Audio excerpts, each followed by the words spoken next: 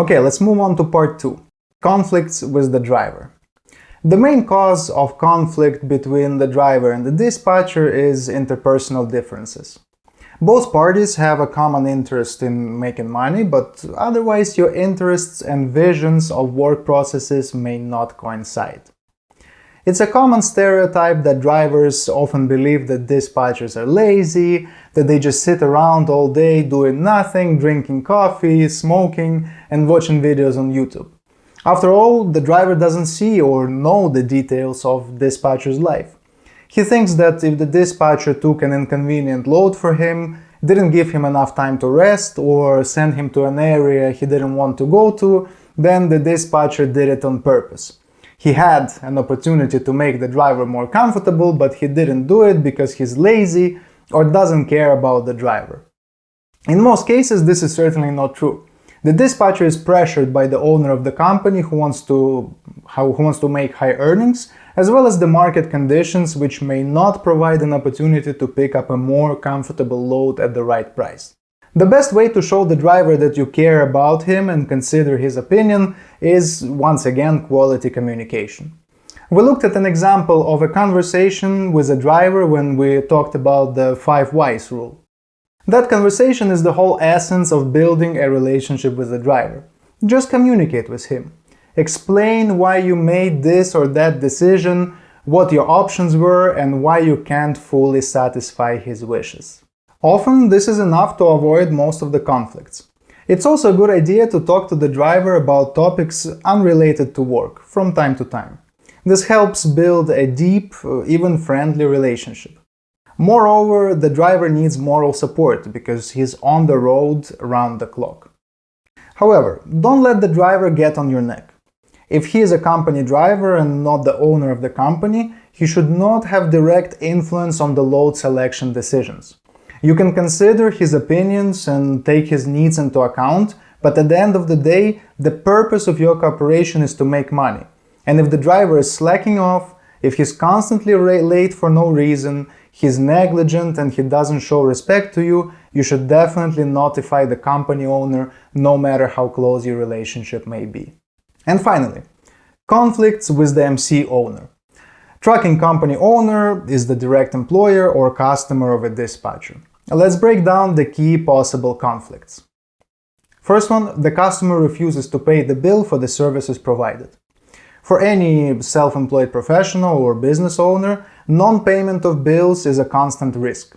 An independent dispatcher usually charges the customer on a weekly post-payment basis. That is, first we provide the service, then we receive the commission.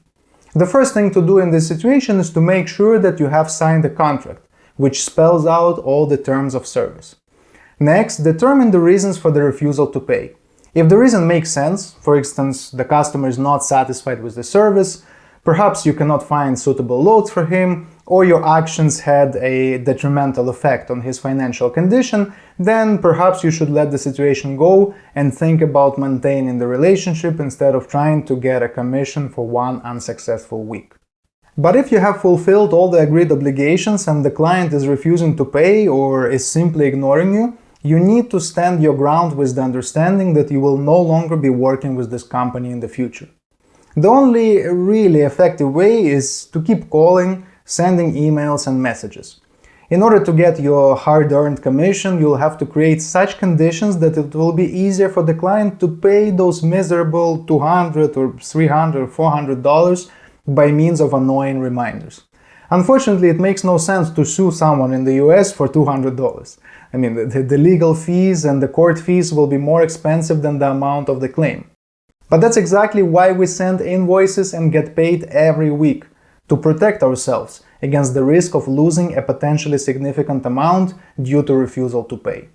With that said, I'd like to add that customer non-payment is not a very common problem for dispatchers. At my company, we provide dispatching services to hundreds of customers every day, but we don't have a department or even a single individual dedicated to debt collection. Most of the time, the reason for payment refusal is customers' dissatisfaction with the service for a particular week, which is solved by the work of the quality control department and the customer service department, rather than lawyers and collectors. Next situation, carrier signed up for your services but doesn't accept any loads from you. Another very common problem.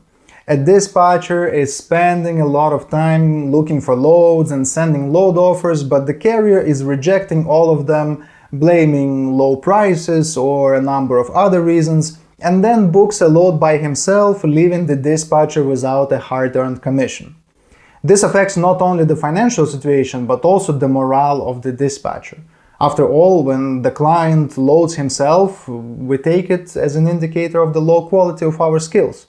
But this is not always the case. There's a certain category of carriers, and this is especially true for owner-operators. They work independently, they choose their routes not for profit maximization, but based on their own mood. They think to themselves, alright, I'll hire a dispatcher just in case.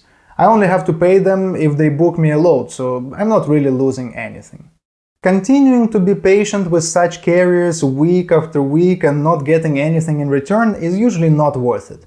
It's a waste of precious time that could be used to make money.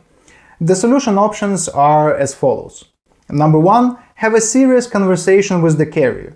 Make it clear that you're trying very hard and you don't see the result and you want to get to the bottom of the real reason. Here's an example of such a conversation. Hi Steve, I've looked at my reports and I see that I only booked 3 loads for you in the past month. Last week we haven't even booked a single load together. I've been trying really hard to provide good quality service for you, but it doesn't look like it's working out so well for either of us. Perhaps you could give me some feedback and we can find a way to make our partnership more successful. Such a conversation will either improve things for the better, or you will make a mutual decision to say goodbye to each other. Either way, it's better than working for free. The second solution, set a minimum weekly fee. For example, $100 per week. If the amount of the commission is higher, it's paid as usual, but if it's less, the carrier still has to pay $100. If the conversation didn't help and the carrier is refusing to pay the minimum flat rate, it's a clear indicator that they don't really need your services at the moment, and it's best to give it up and devote the free time to finding other carriers to dispatch. Another common problem worth mentioning. Your customer or your employer is not satisfied with your work. So in this situation, we discard the option that the carrier doesn't really need your service and assume that they're simply not satisfied with the quality of your service. Usually the reason for customers' dissatisfaction is the following. The dispatcher doesn't meet the financial goals, so the carrier is not earning enough. Solution? Revise your routes, build a couple of new weekly plans, call brokers and try to determine the potential earnings for each plan. So basically just spend more time analyzing the market, going deeper into planning, building theories and testing them in practice. At the same time, be sure to call the owner of the company and notify him or her of your actions. For example, hello Tony, I know we haven't reached our income targets in the past couple of weeks. I'm taking this issue very seriously. I spent a lot of time analyzing the market and came up with several new route plans that I believe could be more profitable for us. Can we get on a quick call to discuss? Meeting financial goals won't always be possible. The company owner may have inflated expectations, or the market may have gone downhill while the customer's demands remain high. The only thing we can do as dispatchers is to make all possible efforts, squeeze the maximum out of the situation and keep testing new routes. All other customer dissatisfactions are solved by quality communication and providing quality customer service. I recommend calling all of your carriers weekly, discussing the results of the week, asking if they have any complaints or recommendations. The worst problem is the one the customer is silent about, so talk to them and they will love working with you. Let's summarize and make a quick list of key recommendations from this module. When dealing with any work conflict, break down the process into 3 steps: identifying the real problem, generating possible solutions, selecting and implementing the best solution. In order to get to the root of a conflict, use the 5 whys rule. Use tools to generate potential solutions: brainstorming, mind maps, and decision tree. When in doubt about a chosen solution, test it with the 5 key questions method. Ask yourself, will my solution satisfy all parties involved in the conflict? Can the solution be implemented in a reasonable amount of time? Is the solution cost-effective, reliable and realistic? Is the result comparable with the risks involved? And is the solution compatible with my professional ethics? If a broker cancels a shipment at the last minute or provides incorrect information about the load, be sure to request compensation. To avoid trouble with lumper fees, talk to your broker about it when booking your load. If you made a mistake that resulted in a negative consequence, take the blame, offer a sincere apology and do everything possible to resolve it. The key to working successfully with a driver is quality communication, but don't let the driver get on your neck.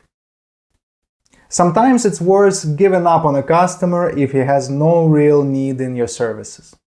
And finally, if you can't meet your carrier's financial goals, take more time to analyze the market and start testing new routes.